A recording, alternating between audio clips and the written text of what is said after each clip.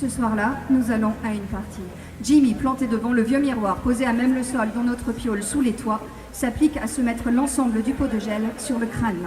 Il tire ses cheveux noirs en arrière, il les plaque bien avec un petit peigne en plastique qui vole entre ses doigts et vient à bout de cette épaisse masse sombre. J'aimerais être son gel, glisser dans ses cheveux et fondre sur sa peau. Il mâche un chewing-gum et de temps en temps laisse éclater une énorme bulle qui claque dans l'air en un son sec, dans des senteurs mentholées. Il porte un t-shirt noir où il est écrit Run DMC et dont il a découpé les manches et le col.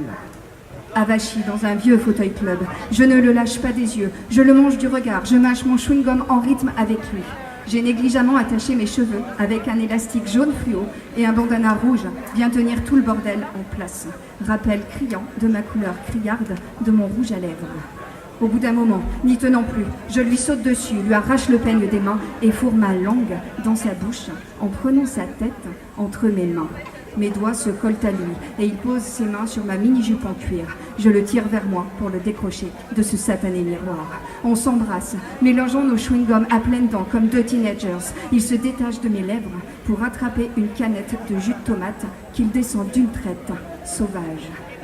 Il est l'heure d'aller à la partie. Dans la rue, on court comme des dératés, moi perché sur mes talons aiguilles de 15 cm, lui avec ses réserves de bouteilles de jus de tomate qu'il lampe sans arrêt, comme s'il avait soif.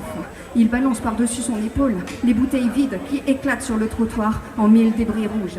On est une demi-douzaine à courir dans les rues de New York City, les filles seins nus sous leurs t-shirts fluo trop courts et les garçons en 500 noirs qui moulent les fesses et qui montent jusqu'au nombril. Avant de nous engouffrer dans le grand hall blanc d'un immeuble BCBG, un gars nous tend des munitions pour la partie. Les garçons, hordes sauvages, s'ouvrent de nouvelles canettes de jus de tomate. On est tous surexcités, prêts pour la soirée de l'année. On se serre dans le petit ascenseur, sous les yeux apeurés du garçon d'étage. Et quand les portes s'ouvrent, nous voilà une trentaine à jaillir de la petite boîte. Et la tension s'élève encore quand retentit le signal. Deux notes sorties d'une Fender immense dressée en face de l'immeuble. Les blocs alentours remplacés par des murs d'ampli Marshall qui dépassent les buildings. On est tous armés de nos munitions et Jimmy explose la porte d'un coup de basket et balance ses œufs au cri de Kick it!